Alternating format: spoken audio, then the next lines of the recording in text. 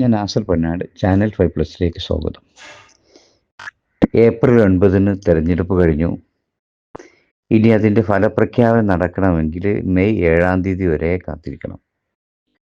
വല്ലാത്ത നീണ്ടൊരു കാത്തിരിപ്പാണ്. ഏകദേശം ഒരു മാസത്തോളം നമ്മൾ കാത്തിരിക്കണം. ആര് വീഴും, ആര് ഭരിക്കും എന്നൊക്കെ അറിയണമെങ്കിൽ നമുക്ക് 7 വരെ കാത്തിരുന്നേ രക്ഷയുള്ളൂ. അപ്പോൾ അതിനിടയ്ക്ക് സർവേകളും മറ്റുമൊക്കെ വരാം. പക്ഷെ അതൊക്കെ എത്രത്തോളം വിശ്വാസയോഗ്യമാണ് എന്ന് നമുക്ക് പറയാൻ കഴിയില്ല. പലതും പെയ്ഡ് സർവേകളാണ് ഇപ്പോൾ കാണുന്നതൊക്കെ. ഓരോരുത്തരെ തൃപ്തിപ്പെടുത്താനും വോട്ടർമാരെ സ്വാധീനിക്കാനും ഒക്കെ ഓരോ രാഷ്ട്രീയ പാർട്ടികളുടെയും ചെലവിൽ നടത്തുന്ന സർവേകളാണ് അധികം ഉള്ളത്.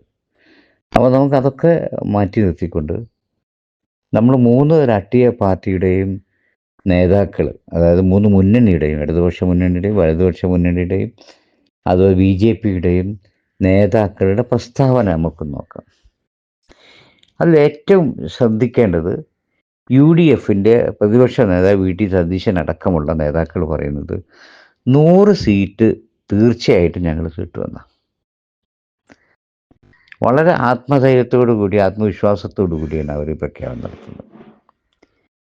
എന്നാൽ തെരഞ്ഞെടുപ്പിന് മുമ്പ് ഞങ്ങൾ കഴിഞ്ഞ തവണത്തേക്കാൾ കൂടുതൽ സീറ്റ് വാങ്ങി 3-ാം ഊഴം ഭരണം നടക്കുമെന്നൊക്കെ വീമ്പ് പറഞ്ഞിരുന്ന ആളുകൾ പണ്ടത്തെ അത്ര ഒരു ആവേശം ഇപ്പോൾ ഈ പുതിയ പ്രഖ്യാപനത്തിൽ നിന്ന് കാണുന്നില്ല. പിണറായി വിജയൻ്റെ 3-ാം ഊഴം ഉണ്ടാകുമെന്ന് ഉറപ്പ് പറഞ്ഞിരുന്നു നമ്മുടെ വെള്ളാപ്പള്ളി നടേശൻ ഇപ്പം ഒന്ന് പറ്റിയതായിട്ട് വേണ്ട. ഇപ്പോൾ പണ്ട് VD സതീശനെക്കുറിച്ച് പറഞ്ഞ തെറിയൊന്നും ഇപ്പോൾ ഇല്ല. അദ്ദേഹത്തിന് മനസ്സിലായിട്ടുണ്ട് എവിടെയോ ചില പണി പാലും വെള്ളത്തിൽ വരുന്നുണ്ട് എന്ന്. BJP ആണെങ്കിൽ ഒരു 10 സീറ്റ് 20% മുകളിൽ വോട്ട് എന്നൊക്കെ പറഞ്ഞിരുന്ന അവർക്ക് ഇപ്പോൾ ഒരു പ്രതീക്ഷ അസ്തമിച്ച മട്ടാണ് അവരുടെയൊക്കെ മുഖഭാവവും പ്രസ്താവനയൊക്കെ കാണുമ്പോൾ. അവരിപ്പോൾ പറയുന്നത് കേരളത്തിൽ ഒരു തൂക്ക് മന്ത്രിസഭ വരും, അപ്പോൾ BJPയുടെ തിരഞ്ഞെടുക്കപ്പെട്ട പ്രതിനിധികൾക്ക് അവിടെ പ്രസക്തി ഉണ്ടാകുമെന്നാണ്. അപ്പോൾ എനിക്കിത് മനസ്സിലാവാത്തത്, കേരളത്തിൽ ഒട്ടുമിക്ക ഈ സർവേ നടത്തിയ ആളുകൾ പോലും ഒട്ടുമിക്ക ആളുകളുടെ മനസ്സ് പറയുന്നത് കേരളത്തിൽ UDF വരും. ഈ കടുത്ത ഭരണവിരുദ്ധ വികാരവും കഴിഞ്ഞ കാലങ്ങളിലൊന്നുമില്ലാത്ത മാർക്സിസ്റ്റ് പാർട്ടിയിലുണ്ടായ ഗ്രൂപ്പിസവും റിബൽ ശല്യവും ഇതെല്ലാം തന്നെ വോട്ടിങ്ങിനെ പ്രതിഫലിക്കുമ്പോൾ എന്ത് തന്നെ ആയാലും കോൺഗ്രസ്സിന് UDFന് ഒരു 80-90 സീറ്റുകളുടെ അടുത്ത് കിട്ടും എന്നാണ് ഒരു 99% രാഷ്ട്രീയ നിരീക്ഷകരുടെ അഭിപ്രായം. എന്നാൽ BJP പറയുന്നത് 2 കൂട്ടർക്ക്, ഇടതുപക്ഷത്തിനും വലതുപക്ഷത്തിനും ഭരിക്കാനുള്ള ഭൂരിപക്ഷം കിട്ടില്ല. അപ്പോൾ എനിക്കൊരു സംശയം, ഇങ്ങനെ ജനവികാരം ഇടതുപക്ഷത്തിനെതിരാകുമ്പോഴും ഈ ഭരണത്തോടടുക്കുന്ന ഒരു 65-70 സീറ്റിൻ്റെ ഇടയിലേക്ക് CPM ഇടതുപക്ഷത്തിന് സീറ്റ് ലഭിക്കുമോ എന്ന് പറയുമ്പോൾ അതിനു വേണ്ടി വല്ല ധാരണകൾ നടന്നിട്ടുണ്ടോ എന്നുകൊണ്ട് പരമായി സംശയിക്കേണ്ടതാണ്. അങ്ങനെ വന്നെങ്കിൽ മാത്രമല്ലേ നമുക്കിവിടെ UDFന് സീറ്റ് കുറയുകയും LDFന് കൂടുകയും എന്നാൽ 2 കൂട്ടർക്കും കേവല ഭൂരിപക്ഷം ലഭിക്കാതിരിക്കുകയും ചെയ്താലാണ് BJPക്ക് സാധ്യതയുള്ളൂ. ഇത് മുൻകൂട്ടി പ്ലാൻ ചെയ്ത് വല്ലതും നടന്നിട്ടുണ്ടോ എന്നും കൂടെ നമ്മൾ ചിന്തിക്കണം. അപ്പോൾ നമ്മൾ ഇന്നത്തെ ചർച്ച കേരളത്തിൽ എത്ര സീറ്റ് ആർക്കൊക്കെ കിട്ടും എന്നത് ഓരോ പാർട്ടി തിരിച്ചിട്ടും മുന്നണി തിരിച്ചിട്ടുമല്ല. ഇന്ന് നമ്മൾ ഈ ഇലക്ഷൻ ചർച്ച ആരംഭിക്കുന്നത് മുസ്ലിം ലീഗിന് ഈ പ്രാവശ്യത്തെ നിയമസഭയിൽ എത്ര അംഗങ്ങളെ ജയിപ്പിക്കാൻ പറ്റുമെന്ന്. നമുക്കറിയാം, ഒരു കാലത്ത് മുസ്ലിം ലീഗ് ഒരു ആൾക്കൂട്ടമായിരുന്നു. ഹമാര തക്ബീർ അല്ലാഹു അക്ബർ എന്ന് പറഞ്ഞ് ജാഥ നടത്തി കോണി കാണുമ്പോൾ വോട്ട് ചെയ്യുന്ന ഒരു കാലഘട്ടം മുസ്ലിം ലീഗിനുണ്ടായിരുന്നു. എന്നാൽ കുറച്ച് കാലങ്ങളായിട്ട് കേരളത്തിൽ ഏറ്റവും ശാസ്ത്രീയപരമായിട്ട് സംഘടനാ പ്രവർത്തനം നടത്തുന്ന ഒരു പ്രസ്ഥാനമാണ് മുസ്ലിം ലീഗ്. അതെല്ലാവരും സംബന്ധിച്ച കാര്യമാണ്. വളരെ വ്യക്തമായ ഒരു ചട്ടക്കൂടിൽ നിന്നുകൊണ്ട് മുസ്ലിം ലീഗിൻ്റെ പ്രവർത്തകർക്ക് കണിശമായ നിർദ്ദേശങ്ങളും നിബന്ധനകളൊക്കെ വച്ചിട്ടുണ്ട്. പണ്ടൊക്കെ ഒരു മുസ്ലിം ലീഗിൻ്റെ വാർഡ് ഭാരവാഹിയൊക്കെ യൂണിറ്റ് ഭാരവാഹിയൊക്കെ ആയിട്ടുണ്ടെങ്കിൽ അവർക്ക് ഭാരവാഹിത്വം തിരഞ്ഞെടുക്കപ്പെട്ട വേറെ പണിയൊന്നും കാര്യമായിട്ടുണ്ടാകുന്നില്ല. ഇപ്പം കൃത്യമായിട്ട് അവർക്ക് ചില പിന്നെ പദ്ധതികളും കാര്യങ്ങളും കൃത്യമായി നടപ്പിലാക്കണം. ചാരിറ്റി പ്രവർത്തനം നടത്തണം. റമദാൻ മാസത്തിൽ മുഴുവനായിട്ട് മുസ്ലിം ലീഗിൻ്റെ മറ്റ് പ്രവർത്തനങ്ങളൊക്കെ മാറ്റിവെച്ചുകൊണ്ട് റിലീഫ് പ്രവർത്തനം നടത്തണം.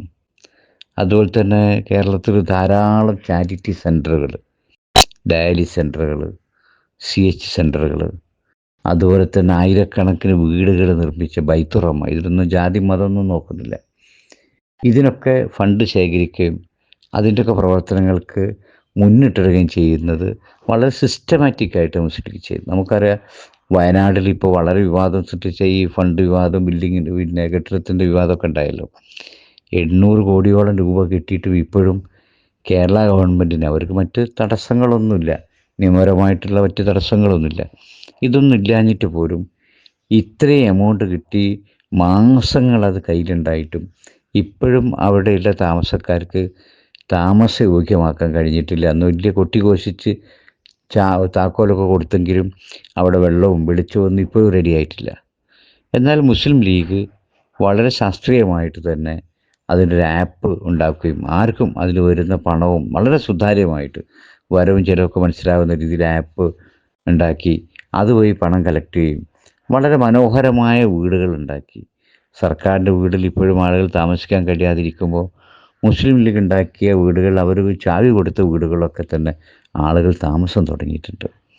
ഇതൊക്കെ എല്ലാ രാഷ്ട്രീയ പാർട്ടിക്കാരും മുസ്ലിം ലീഗിനെ ശക്തമായി എതിർത്തിരുന്ന ആളുകൾ വരെ മുസ്ലിം ലീഗിൻ്റെ ഇങ്ങനെയുള്ള പ്രവർത്തനങ്ങളെ സമ്മതിച്ചതാണ്. അതുപോലെ തന്നെയാണ് ഈ തെരഞ്ഞെടുപ്പ് പ്രഖ്യാപിച്ചപ്പോൾ പാണക്കാട് സ്വാദിഖ് ശിഹാബ് തങ്ങൾ പ്രഖ്യാപിച്ച സ്ഥാനാർത്ഥി ലിസ്റ്റും. 1-2 ആളുകളുടെ കാര്യത്തിൽ അതിന് അപവാദം ഉണ്ടെങ്കിലും ബാക്കി മുഴുവൻ സ്ഥാനാർത്ഥികളും എല്ലാ യുവാക്കളുണ്ട്, വനിതകളുണ്ട്, പരിചയസമ്പന്നരുണ്ട്. അതിൽ MSFൻ്റെ ആളുകൾ, നേതാക്കന്മാർ വരെയുണ്ട്.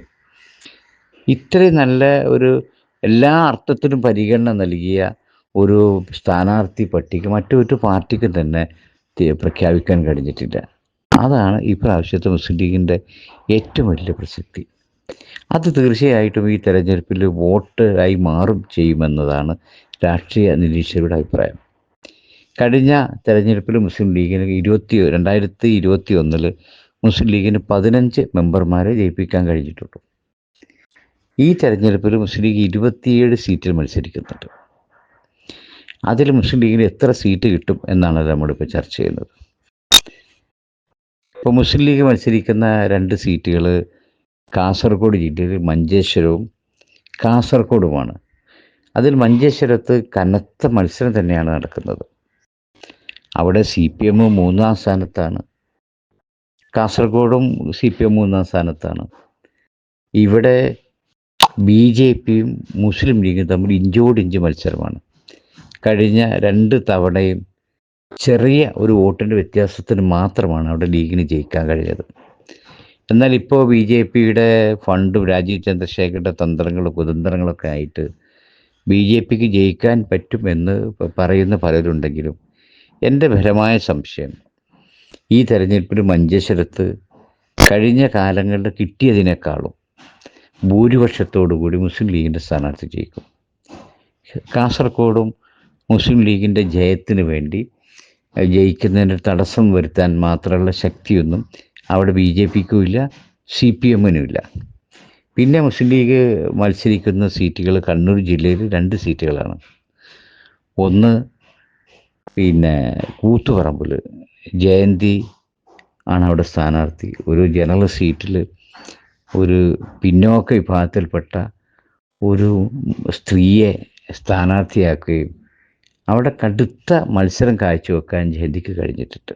കണ്ണൂർ ജില്ലയിൽ ഈ 2 നിയോജകമണ്ഡലങ്ങൾ, അതിൽ കഴിഞ്ഞ തവണ UDFന് നഷ്ടമായ അഴീക്കോട് നിയോജകമണ്ഡലം, ആ നിയോജകമണ്ഡലം ഈ പ്രാവശ്യം കടുത്ത മത്സരമുണ്ടെങ്കിലും അവസാനത്തെ വിജയം അത് മുസ്ലിം ലീഗിനായിരിക്കും എന്ന് തന്നെയാണ് കണ്ണൂർ ഭാഗത്തു നിന്നുള്ള രാഷ്ട്രീയ നിരീക്ഷകരുടെ വിലയിരുത്തൽ. അതുപോലെ തന്നെ കൂത്തുപറമ്പ് ജനതാദളിൻ്റെ സിറ്റിംഗ് സീറ്റാണ്.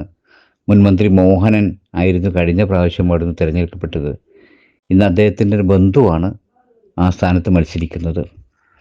അവിടെ മുസ്ലിം ലീഗിൻ്റെ ദേശീയ സെക്രട്ടറിയും പിന്നോക്ക വിഭാഗത്തിൽപ്പെട്ട ഒരു വനിത ജയന്തി രാജൻ വളരെ ചുരുങ്ങിയ സമയം കൊണ്ട് തന്നെ അവർക്ക് ആ മണ്ഡലത്തിലെ ജനങ്ങളുടെ ഇടയിൽ സ്വാധീനം ചെലുത്താനും അവിടെ നല്ലൊരു ചലനം ഉണ്ടാക്കാനും കഴിഞ്ഞിട്ടുണ്ട്. അവരൊരു കടുത്ത മത്സരമാണ്. ആര് ജയിക്കും ആര് തോൽക്കും എന്ന് മുൻകൂട്ടി പ്രവചിക്കാൻ കഴിയാത്ത ഒരു രീതിയിലുള്ള മത്സരമാണുള്ളത്. നമ്മുടെ രാഷ്ട്രീയ നിരീക്ഷകരൊക്കെ ചിന്തിക്കുന്നത് പോലെ കേരളത്തിൽ അതിശക്തമായ ഭരണവിരുദ്ധ വികാരം ആഞ്ഞടിക്കുകയാണെങ്കിൽ തീർച്ചയായിട്ടും ഈ 2 സീറ്റുകൾ UDFന് ലഭിക്കും. ഒരു സംശയം വേണ്ട. ഇനി നമുക്ക് കോഴിക്കോട് ജില്ല എടുക്കാം. കോഴിക്കോട് ജില്ലയിലെ ഏറ്റവും വടക്കേ അറ്റത്തുള്ള കുറ്റ്യാടി നിയോജക മണ്ഡലം കഴിഞ്ഞ തെരഞ്ഞെടുപ്പിൽ പാറക്കൽ അബ്ദുള്ള എന്ന മുസ്ലിം ലീഗിൻ്റെ സ്ഥാനാർത്ഥി ചെറിയ വോട്ടിനാണ് തോറ്റത് അവിടെ. ഈ പ്രാവശ്യം തെറ്റില്ലാത്ത ഭൂരിപക്ഷത്തിന് കഴിഞ്ഞ പ്രാവശ്യം കൈമോശം വന്നുപോയ കുറ്റ്യാടി നിയോജക മണ്ഡലം പാറക്കൽ അബ്ദുള്ള തിരിച്ചു പിടിക്കുക തന്നെ ചെയ്യും. അതുപോലെ തന്നെ UDFന് ഒരു പ്രതീക്ഷയുമില്ലാത്തൊരു മണ്ഡലമായിരുന്നു പേരാമ്പ്ര. 50 വർഷമായിട്ട് CPMനെ അല്ലാതെ അരിവാൾ ചുറ്റിയ നക്ഷത്രത്തിനല്ലാതെ വോട്ട് ചെയ്ത അനുഭവമില്ലാത്ത ആളുകൾ. മാർക്സിസ്റ്റ് പാർട്ടിയുടെ ഉരുക്കു കോട്ട. ഇടതുപക്ഷ മുന്നണിയുടെ കൺവീനർ TP രാമകൃഷ്ണൻ മത്സരിക്കുന്നു. അദ്ദേഹം വർഷങ്ങളായിട്ട് അവിടുത്തെ MLA ആണ്. അവിടുത്തെ ജനങ്ങളുമായിട്ടെല്ലാം മുക്കും മൂലയും അറിയുന്ന ആളാണ്. ആ ജനങ്ങളുടെയൊക്കെ സ്വഭാവവും അവരുടെയൊക്കെ അവസ്ഥയൊക്കെ നേരിട്ടറിയുന്നൊരു വ്യക്തിയാണ് അദ്ദേഹം.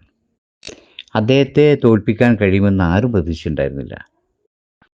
പേരാമ്പ്ര സീറ്റ് മുസ്ലിം ലീഗിന് ലഭിക്കുകയും അവിടെ ഫാത്തിമ തഹരിയെ പാണക്കാട് സാദിഖലി ശിഹാബ് തങ്ങൾ സ്ഥാനാർത്ഥിയെ പ്രഖ്യാപിക്കുകയും ചെയ്തപ്പോൾ പലരും മുഖം ചുളിച്ചു. എന്തിനാണ് ഈ ഒരു പാവപ്പെട്ട ഒരു പെൺകുട്ടിയെ അവിടെ കൊണ്ടുപോയിട്ട് ചാവേറാക്കി നിർത്തുന്നതെന്ന്. പക്ഷെ ചുരുങ്ങിയ ദിവസങ്ങൾ കൊണ്ട് പേരാമ്പ്രയെ കയ്യിലെടുക്കാൻ ഫാത്തിമ തഹലിയക്ക് കഴിഞ്ഞു. അവരുടെ സോഷ്യൽ മീഡിയയിലും ഒക്കെയുള്ളവരെ കുറിപ്പ് ജനത്തിൽ CPMൻ്റെ ആളുകൾ എഴുതുന്ന കുറിപ്പുകളൊക്കെ വളരെ തരം താഴ്ന്ന രീതിയിലാണ്. അവരെത്രത്തോളം തഹലിയെ പേടിക്കുന്നു നമുക്കത് മനസ്സിലാക്കാം. അതുപോലെ തന്നെ അവസാനം ഒരു രക്ഷയില്ലാന്ന് കണ്ടപ്പോഴാണ് നമ്മുടെ ഷാഫി പറമ്പിലിന് എതിരിൽ ഉപയോഗിച്ച കാഫിർ സ്ക്രീൻഷോട്ട് പോലെ തന്നെ കൗമിലെ കുട്ടി എന്ന് പറഞ്ഞിട്ടൊരു പ്രചരണം നടത്തുന്നത്. കൗമിലെ കുട്ടി എന്ന് പറഞ്ഞ് മൈക്ക് അനൗൺസ്മെൻറ്റ് നടത്തുക മാത്രമല്ല, ഇത് മറ്റുള്ള വീടുകളിൽ കയറിയിട്ട് അവർ കൗമിലെ ആളുകൾ അവർക്കേ വോട്ട് ചെയ്യുള്ളൂ, അതുകൊണ്ട് നമ്മൾ TP രാമകൃഷ്ണന് വോട്ട് ചെയ്യണമെന്നൊരു നാണവുമില്ലാതെ BJPക്കാർ പോലും പറയാൻ മടിക്കുന്ന രീതിയിലുള്ള പ്രചരണവും അവിടെ ഇടതുപക്ഷം നടത്തുന്നുണ്ട്. പക്ഷേ ഫാത്തിമ തഹലിയ ഒരു അത്ഭുതം തന്നെയാണ് അവിടെ കാണിക്കുന്നത്. അവരുടെ പരിപാടികൾക്ക് പങ്കെടുക്കുന്ന ആൾക്കൂട്ടം, അവരോട് ഫാത്തിമ തഹലിയ കാണിക്കുന്ന ഒരാത്മബന്ധം, അത് വല്ലാതെ നമ്മുടെയൊക്കെ മനസ്സിൽ തട്ടുന്ന സംഭവം. അപ്പോൾ സോഷ്യൽ മീഡിയയിലൊക്കെ കണ്ടു കഴിഞ്ഞാൽ അവരുടെ പ്രസംഗവും അവരുടെ പ്രവൃത്തിയും അവരുടെ പ്രചരണമൊക്കെ കണ്ടു കഴിഞ്ഞാൽ തന്നെ ഇങ്ങനൊരു കൊച്ച് ഇവരെവിടെയായിരുന്നു എന്ന് പോലും തോന്നി. അതിന് മാത്രം മാറ്റം ഉണ്ടാക്കാൻ കഴിഞ്ഞിട്ടുണ്ട്. എന്ത് തന്നെ ആയാലും അവിടെ ജയപരാജയം ഇപ്പോൾ പറയാൻ പറ്റില്ല. തീർച്ചയായിട്ടും ഫാത്തിമ തഹലിയ പരാജയപ്പെടുകയാണെങ്കിൽ തന്നെ വളരെ ചെറിയ ഒരു നേരിയ ഭൂരിപക്ഷത്തിന് മാത്രമേ അവിടെ TP രാമകൃഷ്ണൻ ജയിക്കാൻ കഴിയുള്ളൂ. പക്ഷെ ആ സാധ്യത കുറവാണ്. കേരളത്തിൽ അങ്ങോളം ഇങ്ങോളം അലയടിക്കുന്ന ഇടതുപക്ഷ വിരുദ്ധ തരംഗം മിക്കവാറും ഫാത്തിമ തഹലിയക്ക് അനുകൂലമായി മാറും. അതുപോലെ കൊടുവള്ളി നിയോജക മണ്ഡലത്തിൽ മുസ്ലിം ലീഗിൻ്റെ ശക്തി കേന്ദ്രമാണ്. അവിടെ ആര് ജയിക്കുമെന്ന് പ്രത്യേകം പറയേണ്ട കാര്യമില്ല. തൊട്ടടുത്ത കുന്നമംഗലം നിയോജക മണ്ഡലം മുസ്ലിം ലീഗിന് നഷ്ടപ്പെട്ട സീറ്റാണ്. അവിടെ പഴയ മുസ്ലിം ലീഗ് പ്രവർത്തകനായിരുന്ന PT റഹീം, അദ്ദേഹം പഴയകാലത്ത് ലീഗുകാരനായിരുന്നു. അഹമ്മദ് സാഹിബിൻ്റെ പ്രൈവറ്റ് സെക്രട്ടറി ആയിരുന്നു. നല്ല സ്വാധീനമുള്ള ആളാണ്. അദ്ദേഹം തുടർച്ചയായിട്ട് കഴിഞ്ഞ കുറച്ച് കാലങ്ങളായിട്ട് അവിടുത്തെ MLA ആണ്. പക്ഷേ ഇപ്പോൾ പണ്ടാരോ പറഞ്ഞ പോലെ പാണ്ഡൻ നായുടെ പല്ലിൻ്റെ ശൗര്യം പണ്ടേ പോലെ വലിക്കുന്നില്ല എന്ന് പറഞ്ഞതുപോലെ മണ്ഡലത്തിൻ്റെ നാനാഭാഗങ്ങളിലും PT റഹീമിനെതിരെ പാർട്ടിക്കുള്ളിൽ നിന്നും അവരെ മുന്നണിക്കുള്ളിൽ നിന്നും അവരെ സഹായിക്കുന്ന അനുഭാവികയിടയിൽ നിന്നൊക്കെ തന്നെ എതിരഭിപ്രായം ഉണ്ടായി തുടങ്ങിയിട്ട് കഴിഞ്ഞ കാലങ്ങളിൽ PT റഹീമിന് അതിശക്തമായി പിന്തുണ നൽകിയിരുന്ന AP ഗ്രൂപ്പിൻ്റെ പിന്തുണയും ഇപ്പോൾ കഴിഞ്ഞ പ്രാവശ്യം അത്ര ഇല്ല. ഇപ്രാവശ്യം AP ഗ്രൂപ്പിൻ്റെ വോട്ടിലും ചോർച്ചയുണ്ടാകും. അപ്പോൾ അവിടെയും നമ്മുടെ CH സെൻറ്ററിൻ്റെ ജനകീയ മുഖമായ റസാഖ് മാഷ് ജയിക്കുക തന്നെ ചെയ്യും. അതുപോലെ തന്നെ തിരുവമ്പാടി നിയോജക മണ്ഡലം തുടക്കത്തിൽ ക്രിസ്ത്യൻ സമുദായത്തിലെ വിഭാഗത്തിൻ്റെ എതിർപ്പൊക്കെ ഉണ്ടായിരുന്നു, ഞങ്ങളെ ഗ്രൂപ്പിൽപ്പെട്ട ആളുകൾ നിർത്തണം എന്നൊക്കെ പറഞ്ഞിട്ട്. പക്ഷേ അതിനൊക്കെ അതിജീവിച്ചുകൊണ്ട് ശക്തമായൊരു മത്സരമാണ് ഇപ്പോൾ നടക്കുന്നത്. നിയോജകമണ്ഡലത്തിലെ ഇടതുപക്ഷത്തെ അങ്ങേയറ്റം പിന്തുണയ്ക്കുന്ന ആളുകൾ വരെ ഇന്ന് അവിടെ യു ഡി എഫിൻ്റെ കൂടെയുണ്ട്. ഇപ്പോൾ ഞാൻ 2 ദിവസം മുമ്പ് എൻ്റെ ഒരു സുഹൃത്ത് കൂടിയ ജബൽ സലാം, അദ്ദേഹം ഒരു ഇൻഡസ്ട്രിയൽ എസ്റ്റേറ്റിനൊക്കെ വേണ്ടി ശ്രമം നടത്തിയ ആളാണ്. കടുത്ത ഇടതുപക്ഷക്കാരനായിരുന്നു. നമ്മളൊക്കെ ആയിട്ട് സംസാരിക്കുമ്പോൾ അദ്ദേഹം നമ്മളോട് ചിലപ്പോൾ പറഞ്ഞ് തെറ്റും. ഇടതുപക്ഷത്തെക്കുറിച്ച് പറഞ്ഞാൽ അദ്ദേഹത്തിന് ഇഷ്ടപ്പെടില്ല. ഞാൻ അപ്രതീക്ഷിതമായിട്ട് അദ്ദേഹത്തിൻ്റെ ഒരു ഫേസ്ബുക്കിൽ അദ്ദേഹത്തിൻ്റെ റീല് കണ്ടു. അദ്ദേഹം പറയുന്നത്, ഞാൻ ഈ പ്രാവശ്യം കാസിം സാറിനായിരിക്കും എൻ്റെ വോട്ട്. കാരണം ഈ നിലവിലുള്ള CPMൻ്റെ MLAയുടെ കുറേ ചെയ്തികൾ പറഞ്ഞിട്ടുണ്ട്. ഇദ്ദേഹത്തിൻ്റെ പ്രൊജക്റ്റുമായിട്ട് CPMൻ്റെ പ്രാദേശിക നേതാക്കളുമായിട്ട് ആ MLAയുടെ വീട്ടിൽ പോവുകയും MLA മുഖം തിരിക്കുകയും ചെയ്തു. തിരിച്ചു വരുമ്പോൾ ആ പ്രാദേശിക CPMൻ്റെ നേതാക്കൾ പറഞ്ഞു, സലാമേ നിനക്ക് ഓർമ്മയുണ്ടോ, പണ്ട് ഒരു പാവപ്പെട്ട പയ്യന് ആക്സിഡൻറ്റ് പറ്റിയിട്ട് അവൻ്റെ ചികിത്സയ്ക്ക് വേണ്ടി പിരിവ് നടത്തിക്കൊണ്ട് നീ ഗൾഫിൽ നിന്ന് വന്നപ്പോൾ ഞങ്ങളവിടെ വന്നിരുന്നു. അന്ന് നീ ഇത്ര കാശ് തന്ന ആ പയ്യനാണ് ഈ MLA, നീ മറന്നുപോയോന്ന് ചോദിച്ചു എന്ന് പറഞ്ഞു. അപ്പോൾ അത് വളരെ മനസ്സ് തട്ടുന്ന രീതിയിൽ സലാമിൻ്റെ ആ റീല് വളരെയധികം ചർച്ച ചെയ്യപ്പെട്ടിട്ടുണ്ട്. അതുപോലെ തന്നെ കഴിഞ്ഞ കാലങ്ങളിലൊക്കെ തന്നെ എന്തൊക്കെ പറഞ്ഞാലും മുസ്ലിം ലീഗിൽ ചില ഗ്രൂപ്പിസം പ്രശ്നങ്ങളൊക്കെ ഉള്ളൊരു പ്രദേശം കൂടിയാണ് അവിടെ. അതൊക്കെ ഒരു പരിധിവരെ രമ്യമായി പരിഹരിക്കാനും അതുപോലെ AP ഗ്രൂപ്പുമായിട്ടൊരു നല്ല ബന്ധം സ്ഥാപിക്കാനും കാസിം സാഹിബിന് കഴിഞ്ഞിട്ടുണ്ട്. ആ സീറ്റും ഈ പ്രാവശ്യം UDF ലഭിക്കും. മലപ്പുറം ജില്ലയിൽ ഇതുപോലെ തന്നെ 12 സീറ്റുകളാണ് മുസ്ലിം ലീഗ് മത്സരിക്കുന്നത്. ആ 12 സീറ്റിലും ഒരു മത്സരം പോലും കാഴ്ചവെക്കാൻ ഇടതുപക്ഷത്തിന് കഴിയുകയില്ല. തിരൂർ മാത്രമാണ് ഇപ്പോൾ ഒരു വലിയ പ്രശ്നങ്ങളൊക്കെ പറയുന്നത്. പക്ഷേ അതൊന്നും അവിടെ ജയിക്കാൻ സാധ്യതയില്ല എന്ന് ഇന്ന് CPMൻ്റെ സംസ്ഥാന കമ്മിറ്റിയുടെ വിലയിരുത്തൽ തന്നെ വന്നു കഴിഞ്ഞു. അവിടെ മുൻ മന്ത്രി അബ്ദുറഹ്മാൻ താനൂരിൽ നിന്ന് ഓടി തിരൂരിലേക്ക് പോയി. തിരൂരിലെത്തിയപ്പോൾ 2 പ്രാവശ്യം തന്നെ ജയിപ്പിച്ച താനൂരിനെ പാകിസ്ഥാൻ എന്നൊക്കെ വിളിക്കുകയൊക്കെ ചെയ്ത് ഭയങ്കര വിവാദം ഉണ്ടായതാണ്. പിന്നെ അദ്ദേഹത്തിൻ്റെ പഴയ മെസ്സി വിവാദമൊക്കെ യുവാക്കളിൽ ഭയങ്കര ചർച്ച ചെയ്യപ്പെടുന്നു. മെസ്സിന് ഇതാ കേരളത്തിൽ കൊണ്ടുവന്ന് നാളെ കളിപ്പിക്കും മറ്റന്നാൾ കളിപ്പിക്കും എന്നൊക്കെ പറഞ്ഞിട്ട് ഒരു ചാനലൊക്കെ ആയിട്ട് ടൈപ്പ് ഉണ്ടായി കുറേ കാശൊക്കെ അടിച്ചു പൊളിച്ച കഥകളൊക്കെ ഇന്നും അങ്ങാടിപ്പാട്ടാണ്. അപ്പോൾ അവിടെ തിരൂരും സീറ്റും ലീഗിന് നഷ്ടപ്പെടില്ല. അപ്പോൾ മലപ്പുറം ജില്ലയിലെ 12 സീറ്റും മുസ്ലിം ലീഗിൻ്റെ അക്കൗണ്ടിൽ ഇപ്പോൾ തന്നെ വരവാക്കാം. പിന്നെ പാലക്കാട് ജില്ലയിലെ മണ്ണാർക്കാടാണ്. അവിടെ ശംസുദ്ദീൻ വളരെ ജനകീയനാണ്. കഴിഞ്ഞ കാലങ്ങളിലൊക്കെ ലീഗിൻ്റെ മാത്രം അല്ലെങ്കിൽ UDFൻ്റെ മാത്രം ശക്തി കൊണ്ടല്ല, ഇടതുപക്ഷത്തിൻ്റെ നിഷ്പക്ഷമതികളൊക്കെ ആയ ആളുകളുടെ ധാരാളം വോട്ട് വാങ്ങാൻ ശംസുദ്ദീന് കഴിഞ്ഞിട്ടുണ്ട്. അവിടെ ശംസുദ്ദീൻ തന്നെ ജയിക്കുകയുള്ളൂ, ഒരു സംശയം വേണ്ട. പിന്നെ മുസ്ലിം ലീഗിന് പ്രതീക്ഷയുള്ള ഒരു മണ്ഡലം ഗുരുവായൂരാണ്. പണ്ട് മുസ്ലിം ലീഗ് ജയിച്ച സീറ്റാണ് അവിടെ. ആ ഗുരുവായൂർ നിയോജകമണ്ഡലത്തിൽ നല്ല മത്സരമാണ് നടക്കുന്നത്. ജയസാധ്യത തള്ളിക്കളയാൻ കഴിയില്ല. അതുപോലെ തന്നെ എറണാകുളം ജില്ലയിൽ മുസ്ലിം ലീഗിൻ്റെ ഒരു സീറ്റ് ഉറപ്പാണ്. കഴിഞ്ഞ പ്രാവശ്യം മുസ്ലിം ലീഗിൻ്റെ തന്നെ ചില പ്രാദേശികമായ ആളുകളുടെ കയ്യിലിരിപ്പുകൊണ്ട് നഷ്ടപ്പെട്ട ആ സീറ്റും ഈ പ്രാവശ്യം മുസ്ലിം ലീഗിന് കിട്ടും.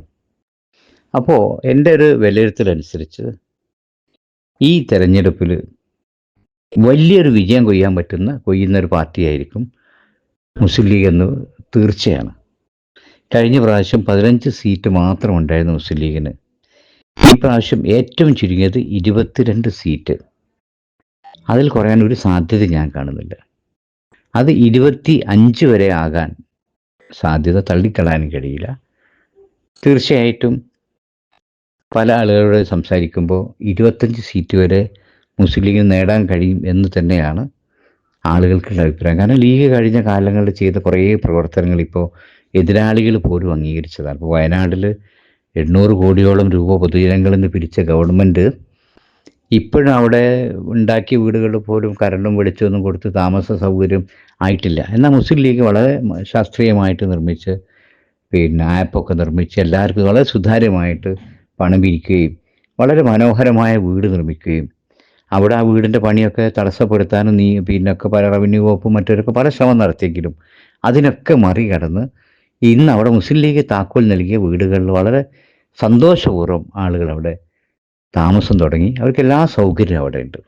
അതുപോലെ തന്നെ മുസ്ലിം ലീഗ് നടത്തുന്ന ചാരിറ്റി പ്രവർത്തനങ്ങൾ, കേരളത്തിൽ അങ്ങോളം ഇങ്ങോളം നടത്തുന്ന ഡയാലിസ് സെൻ്ററുകൾ, CH സെൻ്ററുകൾ, ഇതൊക്കെ അതുപോലെ മുസ്ലിം ലീഗിൻ്റെ സ്ഥാനാർത്ഥി നിർണയത്തിലുണ്ടായ പുതുമ, ഇതൊക്കെ എല്ലാവരും അംഗീകരിച്ചു. അതുമാത്രമല്ല ഇടതുപക്ഷത്തിൻ്റെയൊക്കെ അത് പഴയ കാലത്ത് മുസ്ലിം ലീഗിൽ മുസ്ലിങ്ങളും പിന്നോക്കക്കാർ മാത്രമേ, ഇപ്പോൾ ഭൂരിപക്ഷ സമുദായത്തിൽ തന്നെ പെട്ട CPM-ൻ്റെ ഒക്കെ പല പ്രഗത്ഭരായ ആളുകൾ, വിദ്യാസമ്പന്നരായ ആളുകൾ, അതിൽ അഡ്വക്കേറ്റുമാരുണ്ട്, വനിതാ പ്രവർത്തകരുണ്ട്, CPM-ൻ്റെ വലിയൊരു വിഭാഗം ആളുകൾ ഇന്ന് പരസ്യമായിട്ട് മുസ്ലിം ലീഗ് രാജിവെച്ച് വന്നിട്ടുണ്ട്.